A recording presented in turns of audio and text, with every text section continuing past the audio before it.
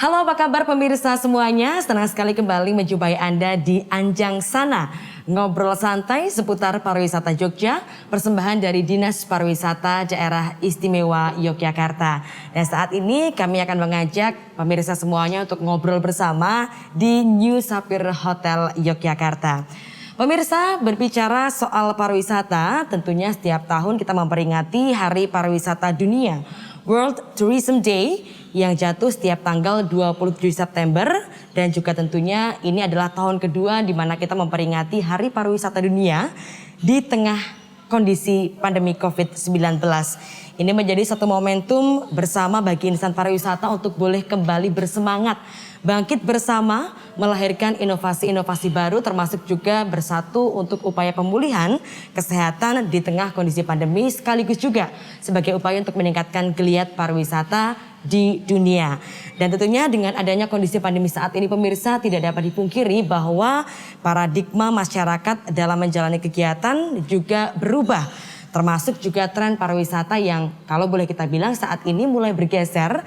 Banyak para wisatawan yang mulai mencari destinasi wisata aman dan nyaman untuk dikunjungi. Dan katanya nih ya, desa wisata ini menjadi salah satu sektor pariwisata yang bisa menjadi pandemic winner. Community based tourism menjadi salah satu sektor yang saat ini diunggulkan untuk terus dikembangkan di tengah kondisi pandemi COVID-19. Dan saya yakin juga ini tidak salah di mana desa wisata ini menjadi salah satu prioritas pengembangan serta pemberdayaan di bidang pariwisata oleh Kementerian Pariwisata dan Ekonomi Kreatif. Terbukti bahwa kemarin di daerah Istimewa Yogyakarta juga mulai banyak dibina desa-desa wisata yang bahkan mampu untuk bersaing di tingkat nasional maupun juga internasional.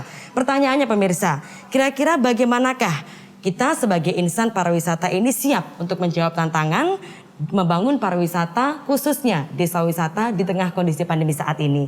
Kami akan mengajak pemirsa semuanya untuk berbincang bersama dengan ketiga narasumber kita. Telah hadir bersama kami di sini. Di sebelah saya sudah ada beliau Ketua Gabungan Industri Pariwisata Indonesia GPDIY, Bapak Bobi Ardianto Setio Aji. Pak Bobi, apa kabar? Baik, salam sehat selalu. Salam sehat selalu. Semangat Pak Bobi. Selalu semangat. Selalu semangat pastinya. Terima kasih Bapak. Dan juga tentunya telah hadir bersama kami di sini beliau Wakil Ketua DPRD DIY, ada Bapak Anton Prabu Semendawai. Pak Anton, apa kabar? Baik, alhamdulillah, sugeng enjang, Mbak. Sehat selalu ya Pak ya? Always, Semangat selalu pastinya. Sehat, selalu sehat, semangat. Semangat pastinya. Always sehat, always semangat. Terima kasih Pak Anton. Dan juga bersama kami di sini telah hadir beliau Kepala Bidang Industri Dinas Pariwisata Daerah Istimewa Yogyakarta, ada Ibu Fitri Diah Wahyuni. Bu Fitri, apa kabar? Sehat, alhamdulillah baik Mbak. Alhamdulillah baik Ibu ya. Semangat pastinya Bu. Iya, semangat. Semangat selalu, baik. Dan pemirsa, sekali lagi kali ini kita akan mengajak Anda berdiskusi terkait dengan World Tourism Day 2021 menuju pariwisata Yogyakarta yang sehat dan lebih baik, khususnya melalui desa wisata di Yogyakarta. Saya akan terlebih dahulu barangkali ke Ibu Fitri ya. Ibu, ini kita sudah 2 tahun memperingati World Tourism Day di tengah kondisi pandemi COVID-19 Ibu. Jatuh bangun perjalanan pariwisata juga sudah kita lewati. Kira-kira apa sih Bu Fitri yang bisa kita refleksikan dari kondisi yang kita hadapi saat ini? Iya, kita sudah 2 tahun pandemi ini ya Mbak, tetap memperingati Tourism Day dan dengan kondisi yang prihatin juga ya, tidak besar-besaran, tapi tetap dengan semangat. Nanti kita juga di Dinas Pariwisata akan mengadakan tanggal 27 besok ada talk show dengan menghadirkan narasumber Pak Bobi, beliau Ketua GIPI, kemudian Pak Kadis, Pak Singgih, kemudian ada Ketua Badan Promosi Pariwisata DIY, GKR Bendoro, kemudian ada dari BI. Kemudian ada Ketua Forkom Desa Wisata, Pak Doto juga, dengan mengusung tema kita Tourism for Inclusive Growth. Oke. Nah, ya, jadi kita bangkit ya. Memang desa wisata ini juga dari kementerian dipush untuk bangkit, Indonesia bangkit perekonomiannya supaya merata ya antara desa dan kota, juga untuk kesejahteraan masyarakat dari pariwisata. Jadi kita mengutamakan lokality. Oke. Iya, nanti sumber daya lokal ya Bu ya. Iya, lokal kita juga ekonomi kreatifnya juga di situ ada, nanti ada dengan menikmati menginap gitu ya dengan bangunan khas Jogja, kemudian makanannya, kulinernya, nanti macam-macam tergantung di wilayah mana, di kabupaten mana kan beda-beda temanya. Kemudian nanti bisa aktivitinya macam-macam, bisa ada dengan kerbau, menangkap ikan, trekking, kemudian outbound, semua bisa dilaksanakan di desa wisata dengan mengutamakan lokality dan masyarakatnya juga akan ini ya bisa menaikkan perekonomian dengan adanya kunjungan wisatawan untuk menginap di desa wisata. Kemudian juga ada cenderamata yang bisa dibeli, tas kulit, oleh-oleh, makanan, souvenir macam-macam. Jadi kita utamakan desa wisata nanti untuk perkembangan pergerakan ekonomi juga. Oke, baik Ibu. Artinya di sini kita mengajak masyarakat untuk bersama-sama bangkit ya Bu ya, memanfaatkan potensi yang dimiliki dan mengoptimalkan untuk terus dikembangkan. Baik, terima kasih Bu Fitri. Pak Bobi, bagaimana Pak melihat tren ini? Artinya di sini ada satu kekuatan yang dibangun oleh masyarakat itu sendiri, community based tourism ya Pak. Bagaimana peluangnya Pak Bobi kira-kira? Ya, kalau kita bicara CBT, saya pikir sama dengan apa tadi temanya di World Tourism Day gitu ya, bahwa Tourism for Inclusive Growth gitu ya. Artinya bagaimana sih perkembangan untuk di inklusif di kita. Nah tentunya kalau kita bicara tadi CBT, bagaimana community base itu benar-benar bisa menggerakkan semua potensi sebenarnya. Dan bisa kembali lagi tujuannya adalah bagaimana bisa memberikan perkembangan ekonomi yang positif ya. Terutama kalau kita bicara di teman-teman desa wisata, ya bagaimana untuk kesejahteraan masyarakat desa sendiri. Kita sebenarnya tahu dengan kondisi yang 2 tahun pandemi kita jalani semua, sebenarnya memang ada beberapa hal yang menjadi poin yang memang harus kita perjuangkan bersama kalau kita bicara desa wisata. Yang pertama karena semuanya kembali untuk reaktivasi gitu ya. Bagaimana desa wisata yang vakum 2 tahun ini tentunya ada beberapa poin yang harus kita perhatikan. Yang pertama pasti sisi infrastrukturnya. Betul. Karena 2 tahun yang tidak ada satu pergerakan, maintain di tahun pertama dan tahun kedua pun sudah berbeda. Karena keterbatasan teman-teman di desa wisata tentu. Yang kedua juga sumber daya manusianya. Bagaimana mereka 2 tahun tidak bersentuhan dengan wisatawan. Ini juga memiliki satu hal yang harus kita refresh kembali. Treatmentnya khusus ya Pak Pasti. ya. Nah ini yang kita harapkan sehingga apa yang terjadi sekarang tentunya 2 poin itu yang harus sama-sama kita perjuangkan. Dan ya saya pikir kalau kita bicara dengan kondisi pandemi sekarang, CBT yang bisa menjawab dia paling bisa bertahan dalam situasi ini. Kita bisa lihat kebetulan kami di industri yang lain ada, tapi kondisinya kan memang benar-benar memprihatinkan sekali. Tapi CBT yang paling bisa bertahan. Kenapa bisa bertahan? Ya tentunya itu tadi ya. Apalagi semuanya berbasis community itu bisa lebih menguatkan mereka. Dan mudah-mudahan juga ke depan segera bisa bangkit kembali untuk ini semuanya. Oke, baik Bapak. Artinya mungkin 2 hal tadi ya Pak ya, infrastruktur dan juga kesiapan dari sumber daya manusia itu sendiri. Dan kita yakin pastinya dengan kekuatan komunitas yang ada itu menjadi salah satu motivasi besar untuk bisa bangkit di tengah kondisi pandemi saat ini Pak Bobi. Ya, kalau berbicara soal pariwisata Pak Anton, ini kan pasti tidak terlepas dari perekonomian masyarakat sendiri. Artinya tadi diharapkan kalau mungkin kita bisa mengembangkan pariwisata berbasis komunitas, ini juga bisa meningkatkan geliat perekonomian di tengah masyarakat itu sendiri. Kira-kira Pak Anton melihat peluangnya seperti apa Pak? Terima kasih. Jadi memang kebetulan kami ini kan selaku Dewan Perwakilan Rakyat. Jadi saya di pimpinan DPRD DIY termasuk yang mengesahkan anggaran-anggaran ini.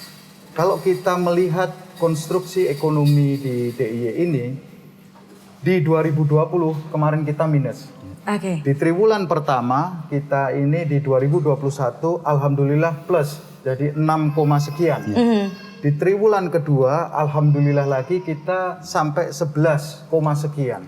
Artinya ekonomi di DIY ini mulai menggeliat naik. Mulai menggeliat tetapi masih didominasi bidang-bidang konstruksi dan lain-lain, belum sampai turun kepada masyarakat pelaku wisata dan yang di masyarakat paling bawah. Nah, kami melihatnya sekarang ini memang pariwisata ini sedikit berubah. Paradigmanya berubah. Kalau dulu kan senang membuat atraksi pariwisata yang besar-besar, wisatawan bertemu dengan masyarakat. Nah sekarang ini mulai paradigma ini berubah.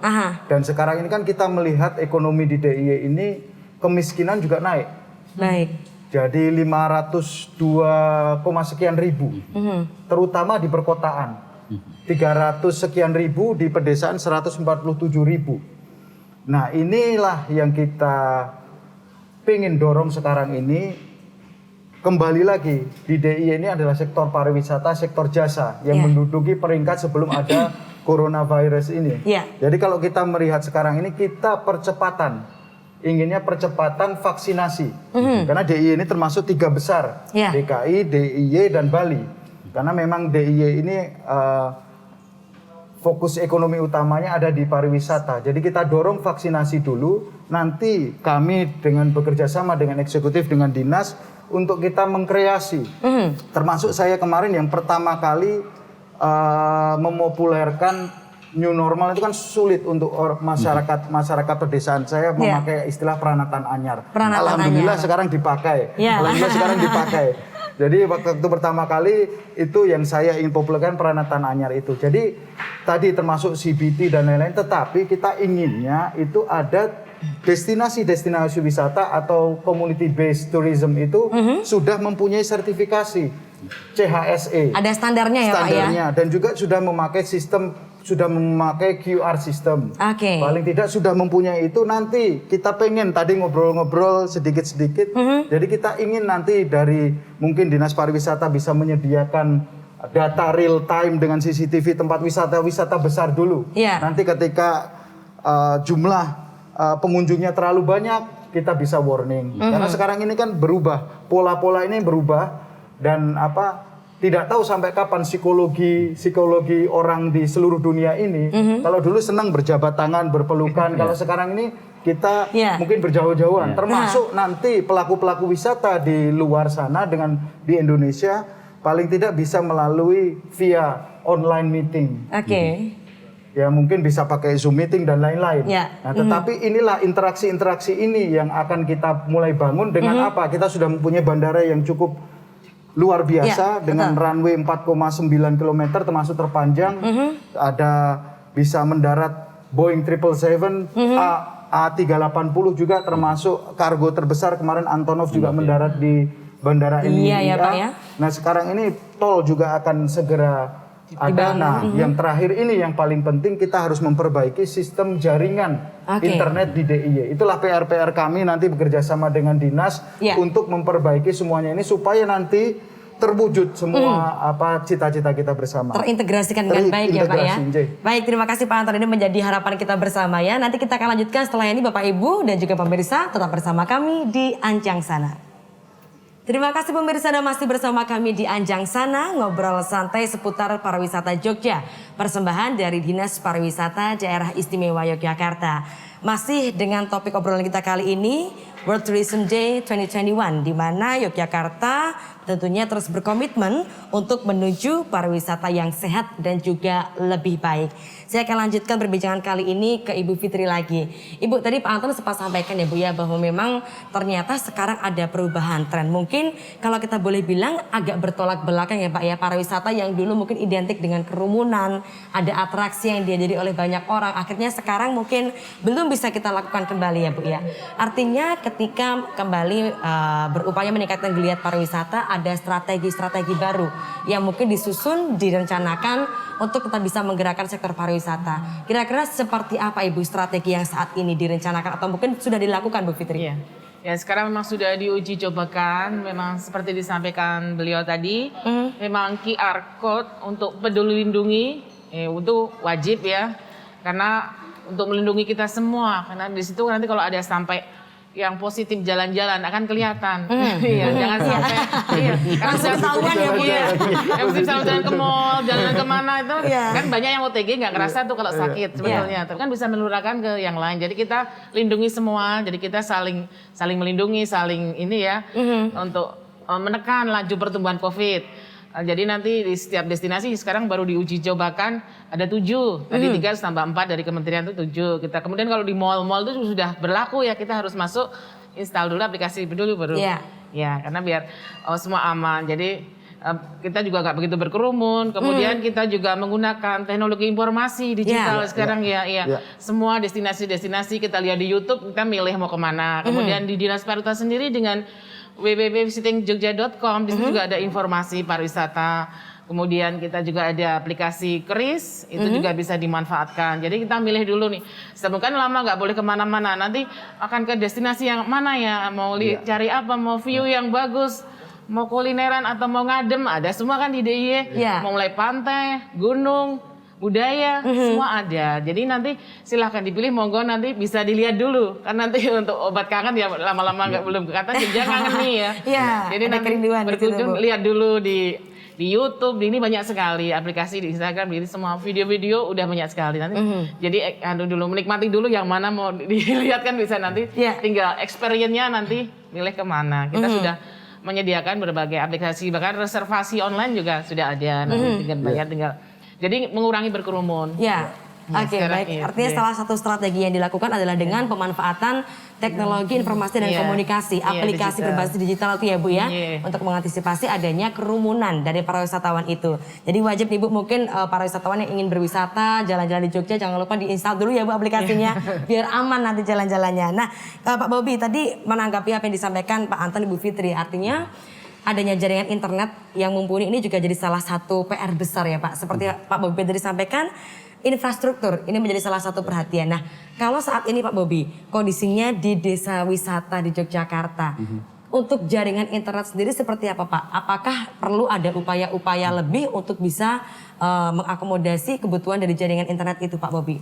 Ya, tentunya ini menjadi satu pekerjaan rumah yang paling besar buat pemerintah gitu ya, bahwa pada saat regulasi tadi Peduli Lindungi ini menjadi satu ketentuan buat dunia usaha untuk bergerak. Tentunya ini menjadi satu poin wajib di mana pemerintah memastikan. Jadi semua destinasi di area baik itu di desa wisata atau dimanapun itu terjangkau dalam sisi akses internetnya. Karena itu menjadi poin utama. Dan kami melihat masih banyak blank spot di area-area tertentu di desa wisata itu cukup banyak. Sehingga ini menjadi satu kendala juga. Karena kebetulan dalam bulan ini pun kami menjadi salah satu juri di Kulon Progo pun kami merasakan gitu ya, bagaimana di daerah-daerah cukup tinggi itu akses internetnya masih sangat sulit. Cukup sulit ya Pak ya? Cukup sulit. Nah ini yang kami harapkan pada saat memang ini menjadi satu ketentuan, tentunya kembali kesiapan pemerintah dalam pengadaan ini. Karena itu menjadi satu hal yang pokok. Tanpa itu saya pikir aplikasi sebagus apapun juga tidak akan bisa berjalan gitu ya. Setuju Pak. Jadi kembali ke kesiapan pemerintah itu. Kalau kami industri, kami akan siap dukung pasti karena ini sangat bagus dan fungsi kontrol pemerintah di sini akan bisa terlihat. Baik, artinya di sini peran pemerintah untuk mewujudkan sarana prasarana infrastruktur itu diperlukan di sini ya Pak pasti. Ya. Tapi terkait dengan kesiapan SDM-nya sendiri Pak, kira-kira apakah masyarakat di desa wisata ini khususnya ini juga sudah siap Bapak untuk mengoperasikan barangkali aplikasi penggunaan internet, kira-kira kesiapan SDM-nya seperti apa Pak Bobi? Ya, siap tidak siap sebenarnya sumbernya satu, ketegasan regulasi itu. Pada saat ketegasan regulasi itu konsisten dan komitmen, saya pikir siap tidak siap semua akan menjalankan. Ada tuntutan ya Pak ya? Pasti. Kita bisa lihat lah, orang di desa mungkin 1 tahun 2 tahun yang lalu tidak tahu tuh Zoom meeting seperti apa. Tapi sekarang karena situasi yang memaksa, mereka jadi familiar untuk itu. Gitu ya, sehingga hal ini saya pikir kembali lagi bagaimana konsistensi dan komitmen pemerintah dalam melakukan monitoring dan evaluasi. Kalau kami industri pasti akan supporting buat itu karena saya pikir pekerjaan yang berat ini tidak bisa diselesaikan oleh pemerintah sendiri. Tapi semua stakeholder, termasuk bagaimana kami dari industri dan masyarakat itu sendiri. Jadi kesadaran untuk memang bertransformasi ke digitalize itu sudah menjadi satu tuntutan hidup kita ke depan. Baik Bapak. Artinya semua pihak punya peran untuk mensukseskan program itu ya Pak ya. Terima kasih Pak Bobi. Nah, dari Pak Anton, kira-kira bagaimana Pak? Tadi pemerintah punya peran yang cukup signifikan untuk bisa mewujudkan upaya digitalisasi ini. Kira-kira Pak, dari legislatif sendiri, apakah terkait dengan infrastruktur yang mungkin harus dibangun dan seterusnya, dukungan seperti apa Pak untuk hal tersebut? Jadi kalau kita melihat DIY ini, IPM DIY ini nomor 2 setelah DKI, walaupun kemiskinan masih di area bawah ya, tapi tingkat kenyamanan hidup juga nomor 1 di Indonesia. Dan kalau kita melihat IPM-nya, artinya warga di DIY ini sangat mampu dan mau Tetapi itu tadi seperti yang disampaikan Pak Bobi, memang kita perlu regulasi-regulasi itu. Jadi kalau kita membuat perda itu selalu ada masukan dari masyarakat dan ada kita public hearing dan lain-lain. Jadi sekarang ini kami baru dalam tahap masih raperda penanganan COVID dan mungkin nanti judulnya mungkin bisa ditambah lagi, tidak hanya COVID saja, tapi ini COVID ini kan masih kita tidak tahu sampai kapan akan berakhir. Jadi kami dari DPRD ada 3 fungsi dewan, yaitu budgeting, legislasi, pembuatan peraturan undang-undangan, dan pengawasan. Jadi nanti kami juga akan mengawasi nanti seperti apa kinerjanya. Tapi yang utama tadi memang legislasi, kita harus membuat peraturan yang memang bisa teraplikasi kepada masyarakat ataupun pihak-pihak pariwisata jika melanggarnya itu ada apa, seperti apa. Jadi tidak semuanya itu terus seenaknya kira-kira begitu, tapi harus ada rules dan ada regulasi yang jelas. Jadi kalau kita melihat pariwisata sekarang ini, tadi kembali lagi ke community based tourism itu, desa wisata itu hanya jadi bagian dari situ. Kalau bisa memang kita industrialisasi. Seumpamanya lingkungan daerah yang di Bantul itu ada anggurnya, pemetik anggur. Kalau di Kulon Progo itu ada kopi-kopinya. Dibuatlah itu seperti satu area yang memang, karena sekarang ini memang butuh area yang besar. Karena kalau kita melihat tidak bisa berkerumun. Jadi otomatis kalau kita hanya kepemilikan lahan sedikit, ya paling tidak bisa bekerja sama dengan sebelahnya atau memakai dengan kelurahan atau pedesaan setempat atau dengan pemerintah daerah. Nanti bisa keluas. Jadi menghindari, tetap jaga jarak, kira-kira begitu. Jadi ini yang ingin nanti kita dorong bersama dinas nanti. Seperti apa sih kebutuhan, kalau umpamanya big data seperti apa, kebutuhan untuk infrastrukturnya seperti apa, seperti termasuk jaringan lain-lain.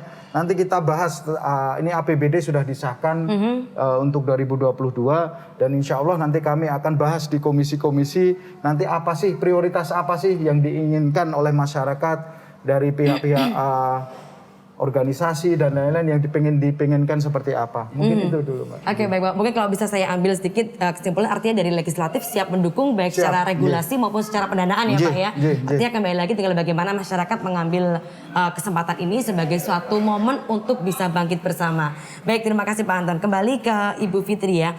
Ibu, kalau sejauh ini Bu, bagaimana dari Dinas Pariwisata mendorong para pelaku wisata khususnya di desa wisata ya Bu ya, untuk bisa mengoptimalkan potensi yang dimiliki Bu, karena kalau kita lihat sebenarnya Jogja itu kan punya banyak sekali potensi unik di masing-masing desa wisata Bu, tapi mungkin belum semua SDM-nya menyadari dan mau mengembangkan hal tersebut. Sejauh ini mungkin ada pendampingan seperti apa Ibu dari Dinas Pariwisata? Iya, kita sudah secara rutin ya membina desa wisata, memberikan pelatihan kuliner, kemudian pelatihan homestay juga mereka supaya siap menerima tamu. Kemudian juga tiap tahun juga ada anugerah pariwisata, ada lomba ya. Nah, kita di DIY ini menjuarai beberapa lomba, itu udah banyak yang langganan gitu. Ya. Terus sekarang ini sedang proses kurasi pendaftaran, kemudian nanti mungkin Desember nanti diumumkan lagi. Insya Allah mudah-mudahan juga di Jogja nih pada nanti ada juaranya. Gitu. Ya, semoga ya kita berharap ya. Oke, baik Bu. Berarti upaya pendampingan terus dilakukan ya Bu. Baik juga mungkin dari pihak-pihak tertentu yang langsung terjun ke masyarakat untuk bisa mendampingi masyarakat itu sendiri. Terima kasih Bu Fitri. Nah, Pak Bobi tadi menyambut apa yang disampaikan oleh Pak Anton juga bahwa memang ternyata desa wisata itu adalah bagian dari satu industri pariwisata yang memang cukup luas ya Pak ya. Artinya ada sektor-sektor lain yang juga mendukung dari ekosistem pariwisata itu sendiri. Nah kira-kira Pak Bobi bagaimana Bapak mengajak masyarakat untuk memahami bahwa mungkin dalam artian begini, bagaimana kita bisa membranding desa wisata itu sebagai suatu kelompok yang mandiri, tapi juga mengingat bahwa ini adalah satu industri. Artinya ada pihak-pihak lain, ada kelompok-kelompok lain juga harus masuk ke dalamnya untuk bisa mensukseskan dari peningkatan desa wisata itu Pak Bobi. Ya, tentunya yang pertama pasti harus memberikan satu knowledge yang benar gitu ya, bahwa desa wisata itu mau tidak mau mereka harus tahu bahwa mereka adalah bagian dari sebuah destinasi. Pada saat mereka menyadari bahwa mereka adalah bagian dari destinasi, tentunya bagian dari industri pariwisata itu sendiri. Nah kalau kita bicara industri pariwisata, tentunya kalau kita bicara industri yang ada adalah profesionalitas. Ini yang harus ditegaskan ke mereka bahwa kearifan lokal itu boleh. Tetapi pada saat mereka masuk ke dunia komersial, itu profesionalitas yang harus didepankan. Iya. Nah tentunya pada saat bagaimana membangun desa wisata menjadi satu bagian dari destinasi yang memiliki satu profesionalitas yang baik, tentunya kita bisa breakdown kebutuhan mereka. Seperti tadi Bu Fitri sampaikan, beberapa pendampingan ini memang harus memang tepat sasaran dan sesuai dengan kebutuhan. Iya. Kan itu. Sehingga kalau kita bicara sebuah desa wisata bagian di destinasi, dia ada sisi homestay-nya, dia ada sisi atraksinya, Iya. kemudian bagaimana SDM-nya. Ini banyak sekali kebutuhan yang kita bisa breakdown dan ini bisa didampingi yang semuanya sesuai dengan tupoksinya dan sesuai dengan ekspertise-nya. Sehingga evaluasi kita bisa lakukan. Tetapi pada saat semua kepentingan masuk ke dalam desa wisata, karena ini kadang-kadang bingung di desa wisatanya, karena ada banyak banyak kepentingan masuk ke sana. Tetapi tentunya esensi dari desa wisata itu satu sebenarnya.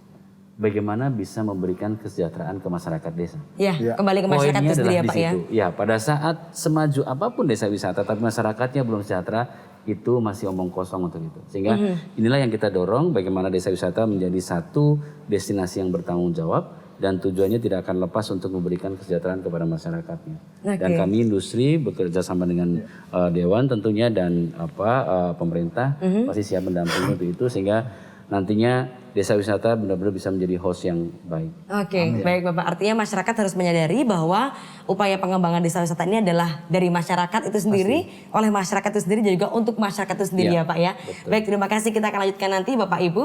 Pemirsa, kita akan jeda sejenak tetap bersama kami di Anjang Sana. Terima kasih pemirsa, Anda masih bersama kami di Anjang Sana, ngobrol santai seputar pariwisata Jogja, persembahan dari Dinas Pariwisata Daerah Istimewa Yogyakarta. Kembali kita masih akan mengajak pemirsa semuanya, kita akan berdiskusi bagaimana Yogyakarta berkomitmen menuju pariwisata yang sehat dan juga tentunya lebih baik. Saya ingin melanjutkan tadi Pak Bobi tentang bagaimana bahwa memang masyarakat ini harus sadar betul bahwa dari oleh dan untuk masyarakat itu menjadi satu prinsip ketika mengembangkan desa wisata. Nah, sebenarnya Pak Bobi, desa wisata itu sendiri terletak di bagian mana sih Pak dari industri pariwisata yang saat ini dikembangkan? Posisinya seperti apa Pak Bobi? Ya, seperti yang tadi saya bilang bahwa posisi desa wisata adalah bagian dari sebuah destinasi. Tentunya ini yang benar-benar kita bisa petakan gitu ya, bahwa pada saat desa wisata menjadi bagian dari destinasi, tentunya bagaimana pengelolaan desa wisata sebenarnya juga kurang lebih akan sama seperti pengelolaan di destinasi. Sehingga bagaimana manajemen di sana benar-benar memang harus terstruktur dengan baik. Oke. Nah ini yang harus kita coba satu sadarkan di masyarakat bahwa mereka tidak bisa lagi menyampaikan bahwa kami adalah desa gitu ya, sehingga apa yang kami lakukan ya sebatas apa yang desa bisa lakukan. Saya pikir bukan seperti itu ya, tapi bagaimana membangun desa wisata itu bisa lebih bertanggung jawab pada saat mereka memang menjadi bagian dari destinasi tadi. Oke. Nah ini yang kita coba kembali bantu dampingi dengan mereka bahwa karena sejatinya bahwa desa wisata ini punya potensi masing-masing. Makanya tadi kalau kita bilang bahwa dari mulai ujung Gunung Kidul sampai ke Kulon Progo sebenarnya kita tidak pernah kurang dengan potensi yang dimiliki oleh desa wisata. Tetapi karena knowledge yang tidak terbangun dengan baik, kadang-kadang yang ada duplikasi. Dari Gunung Kidul sampai Kulon Progo saya nemuin banyak banget yang sama gitu ya. Padahal sebenarnya kembali lagi konsep CBT sebenarnya lebih menampilkan apa yang mereka miliki, bukan menduplikasi apa yang dia lihat dari apa yang di daerah lain maju gitu. Tapi real yang mereka miliki, karena sumber dari ini semua sebenarnya ada beberapa poin, yaitu mungkin dari sisi culture-nya, dari sisi nature-nya, gitu. Ini yang menjadi harus dibangun sesuai dengan itu. Sehingga sekali lagi bahwa sebenarnya desa wisata ini benar-benar menjadi satu supporting kalau kita bicara destinasi di Jogja, menjadi salah satu kekuatan di pariwisata di Jogja. Nah ini yang kita dorong agar masyarakat menyadari bahwa ini aset yang kita bisa turunkan ke anak cucu kita. Bagaimana kalau kita bilang di CHSE tadi, sisi E-nya itu environment ini yang kita bisa wariskan ke anak cucu kita. Nah tadi makanya yang kita sampaikan bagaimana pengembangan di desa itu mesti sustain gitu. Jangan sampai desa wisata kita nikmati hari ini saja, tapi ke depan anak cucu tidak bisa menikmati kembali. Nah inilah yang kita bangun. Mudah-mudahan dengan seringnya kita berkomunikasi dengan mereka, memberikan sharing knowledge ke mereka, saya pikir mereka jauh lebih mengerti bahwa mereka bagian dari destinasi dan profesionalitas itu perlu mereka kembangkan ke sana. Oke, baik. Artinya kesadaran masyarakat bahwa memang bagian dari suatu ekosistem ini perlu ditingkatkan ya Pak ya. Jadi nggak maju sendirian, nggak sukses sendirian, tapi harus gandengan bareng-bareng gitu Pak Bobi. Oke, baik, terima kasih Pak. Nah, Pak Anton, artinya tadi kalau kita melihat upaya yang terus dilakukan, ini kan bertujuan untuk meningkatkan ekonominya masyarakat ya Pak ya. Apapun yang dilakukan tadi, peningkatan pendampingan dan sebagainya, itu bertujuan untuk meningkatkan kesejahteraan masyarakat, peningkatan perekonomian. Kira-kira Bapak, hal seperti apakah yang bisa dilakukan masyarakat terlebih dalam desa wisata ini Pak, untuk bisa meningkatkan perekonomian itu sendiri, dalam artian seperti Bobi sampaikan tadi, kesadaran masyarakat, kira-kira pola seperti apa Pak yang harus dikembangkan di tengah masyarakat ini? Ya. Jadi begini, kalau kita melihat kembali lagi ya di anggaran 2020-2021, semuanya ini refocusing realokasi anggaran. Yang pertama itu tersedot untuk memberikan jadup lah kalau bahasa kita, ada untuk pembantuan sembako dan lain-lain. Di 2021 ini kita tersedot untuk vaksinasi. Jadi di DIY ini sudah 80% dari 2,8 juta. Nah, inilah yang bisa kita kelola nanti dari DAIS tadi, dari dana AIS ini bisa turun ke masyarakat.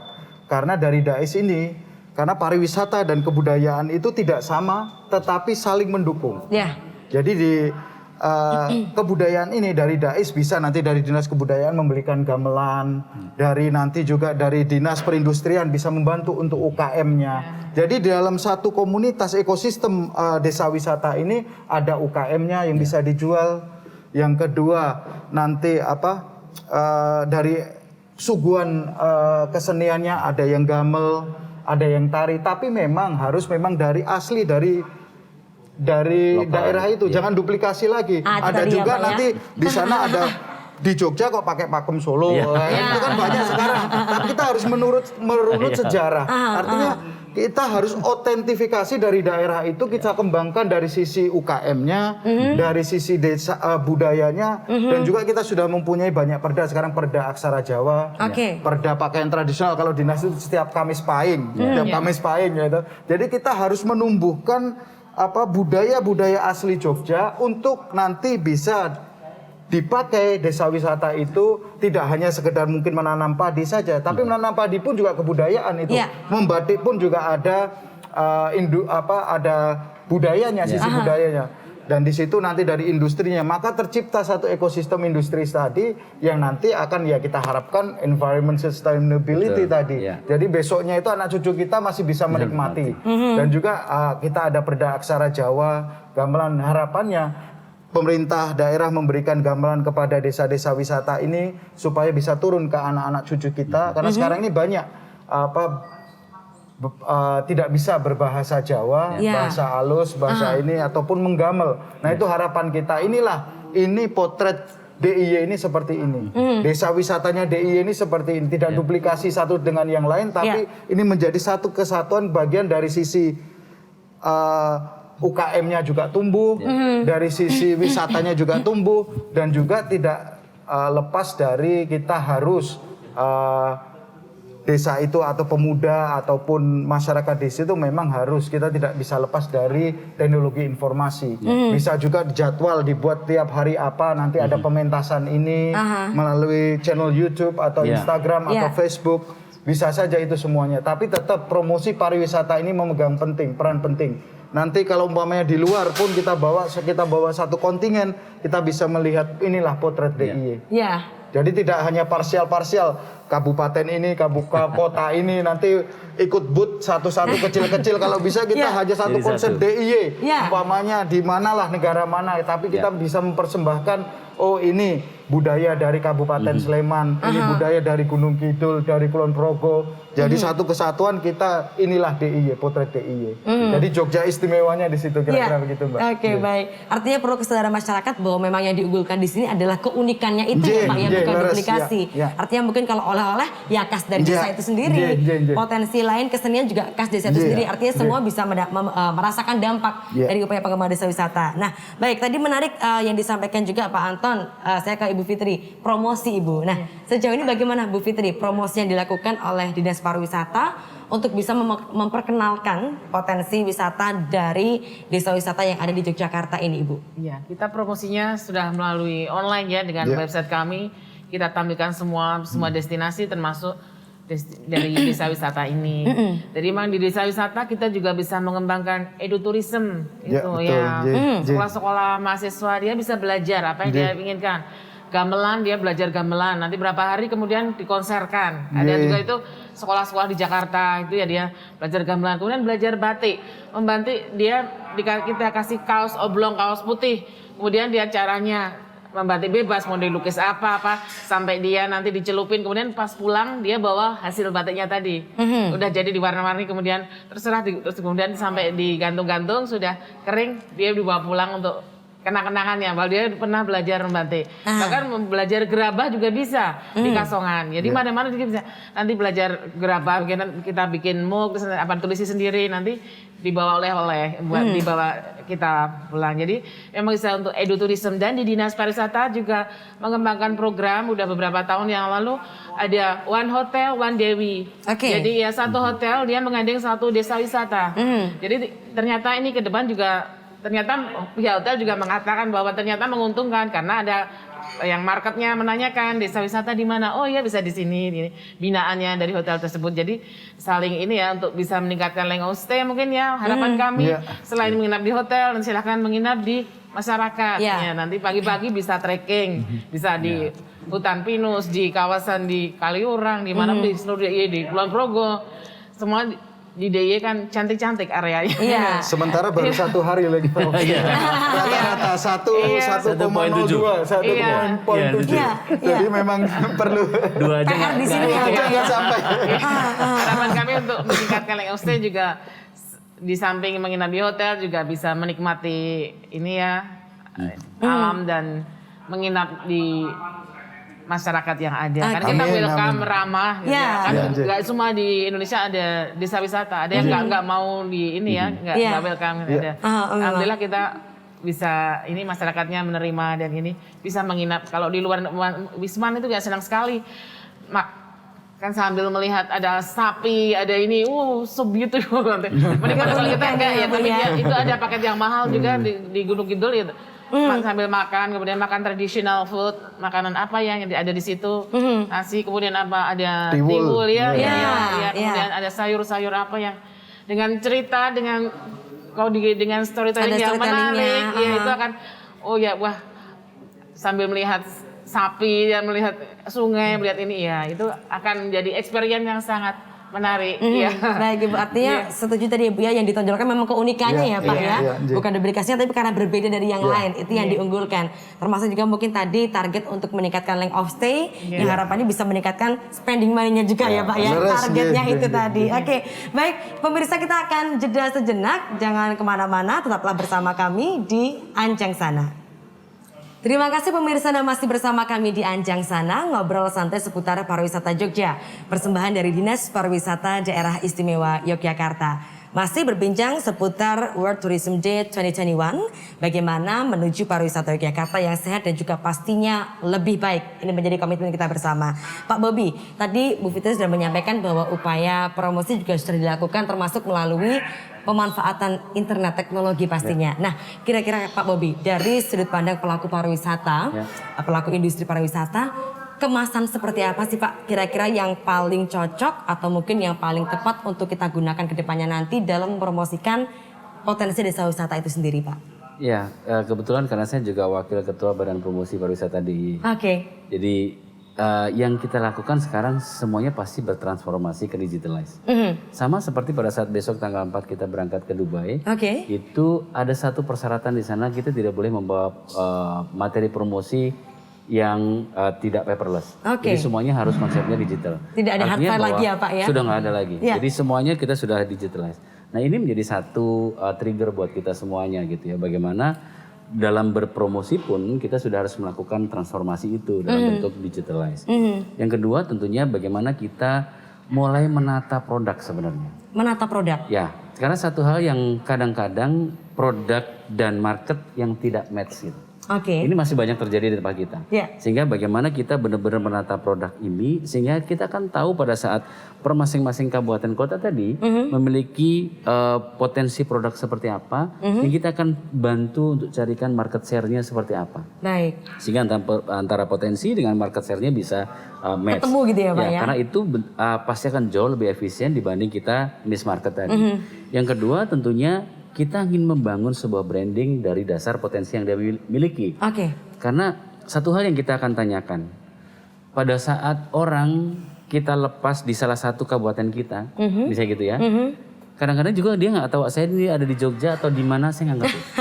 Nah ini satu hal yang harus kita jawab bahwa ternyata identitas kita perlu kita bangun. Oke. Sehingga dimanapun kalau kita bicara di Jogja, entah itu di Gunung Kidul, entah di Kulon Progo, Sleman, Bantul, identitas Jogja itu terbangun. Ya. Sehingga orang akan menyadari dimanapun di kabupaten di Jogja, ya oh saya udah di Jogja nih. Ya. Nah branding ini dan identitas inilah yang harus kita bangun. Makanya ada beberapa tadi kayak kalau misalnya pakai pakaian Jawa setiap kamis Pahing. Ya. Kemudian juga di Dinas Pariwisata juga kemarin bikin baju pariwisata ya, itu yang dengan konten lokalnya yang memang kita ini kan semuanya untuk membangun sebuah branding. Oke. Nah, tentunya inilah yang kita bangun sehingga identitas Jogja bisa kembali lagi dan itu menjadi satu aset yang luar biasa buat perkembangan pariwisata ke depan. Oke Pak, membangun identitas branding tadi ya Pak yang lebih kuat supaya orang tuh bisa recognize-nya lebih cepat ya Pak ya, mengenali Yogyakarta itu langsung wah saya di Yogyakarta nih seperti itu. Oke baik Pak Ubi, terima kasih. Nah kembali ke Pak Anton ya Bapak, ini kan kita sudah memasuki level PPKM 3 ya Pak ya, di mana mungkin ini menjadi satu angin segar, artinya dengan adanya upaya percepatan vaksinasi yang terus dilakukan harapannya nanti levelnya turun dan perekonomian kembali bergerak ya Pak. Kira-kira Bapak masyarakat sendiri dengan adanya vaksinasi kemudian juga adanya upaya percepatan pemulihan ekonomi ini, apa sih Pak yang bisa masyarakat lakukan untuk mengambil peran dalam mensukseskan program-program ini? Masyarakat ya berperannya untuk jangan takut-takut ikut vaksinasi, karena ini yang paling penting, karena memang ada sekarang di sosial media itu kan banyak yang hoax, banyak hoax ini yang memang kadang-kadang kita pusing juga nanti karena kalau divaksinasi ini. Tapi sekarang ini kan terbukti bahwa memang vaksinasi ini memang paling tidak minimal 1 kali ini bisa meningkatkan imunitas, dan juga masyarakat juga sudah mulai memikirkan untuk work from home, active from home. Jadi itu tadi target capaiannya ya desa wisata itu atau tourism community tadi, tapi CBT tadi, tapi paling tidak masyarakat itu bisa sendiri dulu. Paling tidak kreatif from home juga. Jadi bisa melalui banyak sekarang bisa kita kalau UKM seperti kadang-kadang wedang uwoh itu kalau di Jakarta dijual 50.000, kalau cukup di mahal ya Pak ya. 1.600. Banyak juga marketplace yang menjual itu, atau bahkan mungkin di Jogja sendiri kan ada program dari Dinas Perdagangan dan Perindustrian itu Sibakul itu free ongkir. Nah juga masyarakat juga paling tidak bisa mengenalkan produk sendiri dengan identitas DIY-nya. Tiwul tadi mungkin bahkan juga bisa. Dan juga kami ingin mendorong besok itu juga ada paling tidak kalau ini sudah turun level dan bahkan mungkin sudah zero, mungkin di 2022 nanti paling tidak ada juga cita-cita saya itu pengen ada bus pariwisata, khusus pariwisata. Walaupun berbayar. Kayak kalau di Singapura itu kan muter-muter kita di terminal ini kita berbayar nggak apa-apa. Kalau sekarang ini kan kita banyak melihat bis Trans Jogja. Trans Jogja itu kan muter-muter aja ini. Tapi kan sekarang ini kan pola ini berubah, jadi memang harus menjaga jarak ini. Ini paling tidak nanti ada bus pariwisata yang memang punya standarisasi dari kebersihan, dari kesehatannya, jaga jaraknya. Ini yang harapan kami, nanti kami akan dorong. Karena kan kita ada hibah bis itu dari pusat itu. Jadi kita pinginnya ada bis pariwisata yang khusus. Kalau umpamanya berbayar pun juga tidak masalah. Nanti bisa pesan melalui pakai QR code, Ya. ya kan bisa juga pesan bis ini di sini. Jadi kita udah tahu nggak perlu muter-muter, tapi kan udah ada pemesanan. Oh ini ke sini, muter ke sana. Kereta bandara juga sudah jalan sekarang, betul. sudah diresmikan. Jadi semuanya ini bisa terintegrasi dan juga mau ke tujuan wisata ke sana. Karena sekarang ini memang kadang-kadang di Jogja ini blank. Kalau ke sini mau kemananya itu bingung. Apalagi Wisman ya. Wisman nggak tahu. Tapi kalau rata-rata wisatawan domestik bawa mobil sendiri ataupun sudah tahu lokasi. Karena Jogja ini memang terbalik dengan Bali. Kita 80% domestik, 20%-nya Wisman. Kalau di Bali memang sekarang ini terasa bebannya sangat berat karena 80%-nya Wisman, 20%-nya domestik. Nah, ini yang Jogja ini masih bisa tumbuh perekonomiannya. Nanti harapannya bisa turun langsung sampai ke level bawah itu tadi. Jadi masyarakat ya kami gugah untuk kesadarannya untuk vaksinasi, menjaga jarak, tetap protokol kesehatan dan juga termasuk tempat-tempat wisata untuk menyediakan tempat cuci tangan dan lain-lain. Dan juga jumlah pengunjungnya juga perlu dibatasi, kira-kira begitu. Baik Bapak, artinya sekali lagi hal sederhana yang bisa dilakukan oleh masyarakat adalah dengan mentaati protokol dan juga ikut vaksinasi itu ya Pak ya. Baik, terima kasih Pak Anton. Nah Bu Fitri, kira-kira harapan kedepannya seperti apa Ibu untuk pariwisata Jogja dan juga pastinya harapan untuk para pelaku desa wisata agar semakin tergugah untuk meningkatkan geliat pariwisata Ibu? Iya. Karena memang Yogyakarta selain sebagai kota pelajar, kota budaya, juga kota pariwisata. Ya harapannya kita ke depan pariwisata bangkit lagi, bisa mensejahterakan masyarakatnya. Amin. Melalui multiplier efeknya ya. Jadi mulai dari hotel, restoran, rumah makan, travel agent, souvenir, oleh-olehnya, semua destinasi wisata. Dan SDM-nya juga, para guide. Jadi nanti kita semua melalui pariwisata sebagai lokomotifnya pariwisata memang bisa digerakkan dan perekonomian di desa ya. Sekarang kita bangkitkan lagi untuk menggerakkan perekonomian. Karena memang sekarang wisatawan mancanegara belum. Jadi kita memaintain yang ada di Indonesia, dari Jakarta ini silahkan berkunjung. Dan dari lokal sendiri, dari DIY kita persilahkan nanti staycation, kemudian berkunjung di destinasi yang ada di DIY setelah semua QR Code dan CASE juga sertifikat dari kementerian. Tahun kemarin sudah 230-an, kemudian tahun ini juga ada jatah lagi untuk hotel, resto, destinasi, angkutan, di sertifikat CASE juga difasilitasi kementerian ya. Jadi nanti semua sudah tersertifikasi CASE, kemudian QR Code sudah diterapkan, jadi semua sehat dan pariwisata bangkit ke depan, ekonomi jaya dan mensejahterakan masyarakat. Itu harapan kami ke depan. Baik, harapan amin, bersama. Ibu Fitri. Kan harapan pelaku juga. Betul. Pariwisatanya Semua berharap seperti ya Bu ya. Baik, terima kasih Putri. Dari Pak Anton mungkin Pak, ada harapannya seperti apa untuk pariwisata di Jogja Pak? Ya otomatis kami dari DPRD DIY ingin pariwisata ini kembali lagi karena itu yang utama, penopang DIY ini kan sektor jasa. Ekonomi tumbuh kita dari sektor jasa. Otomatis sekarang ini kan baru Kementerian Pariwisata memberikan bantuan kepada itu 3,3 triliun.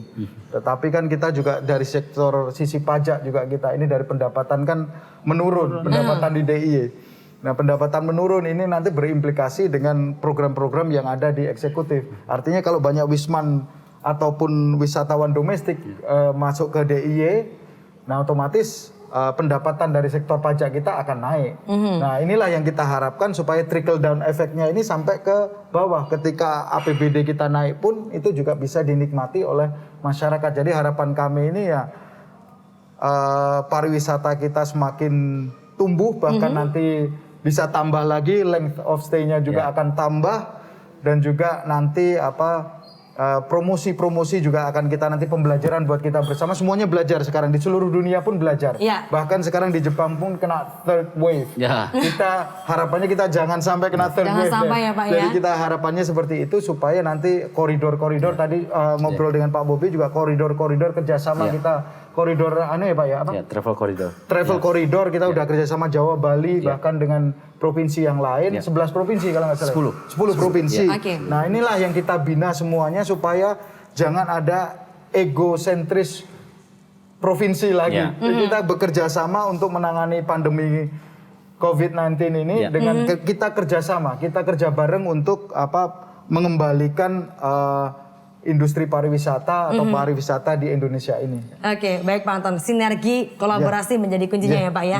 Dari Pak Bobi harapannya seperti apa Bapak? Ya, related dengan apa yang disampaikan Mas Anton tadi, bahwa untuk bisa mendapatkan itu semuanya, pada saat kita mereaktivasi kembali industri pariwisata, tentunya bagaimana kita bisa bersama untuk menjadikan kita semua bagian dari host yang bertanggung jawab. Bagaimana masyarakat Jogja, industrinya dan pemerintah daerahnya bisa benar-benar bisa menjadi host yang bertanggung jawab. Ini yang penting sehingga kita dengan porsi kita masing-masing, baik itu sisi pemerintah daerahnya, kita sendiri industri dan masyarakatnya bisa saling sinergi, kontributif untuk benar-benar bisa menjadi tuan rumah yang bertanggung jawab. Tentunya apa yang tadi disampaikan, bagaimana kita berwisata sehat, berwisata yang bertanggung jawab, menjadikan Jogja lebih kuat ke depannya. Oke, baik, terima kasih Pak Bobi, menjadikan Jogja lebih kuat ke depannya nanti ya.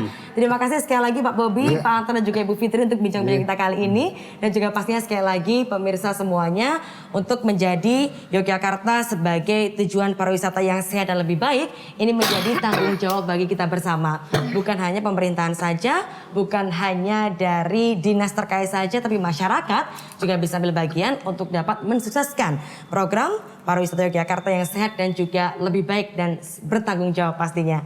Terima kasih sekali lagi kepada para narasumber kita dan juga terima kasih pastinya kepada Dinas Pariwisata Daerah Istimewa Yogyakarta dan juga terima kasih kepada Hotel New Shafir Yogyakarta. Hari ini kita boleh berbincang ngobrol asik seputar pariwisata Jogja. Jangan lupa apapun kegiatan Anda tetap patuhi protokol kesehatan, gunakan masker, jaga jarak, cuci tangan, hindari kerumunan dan juga batasi mobilitas.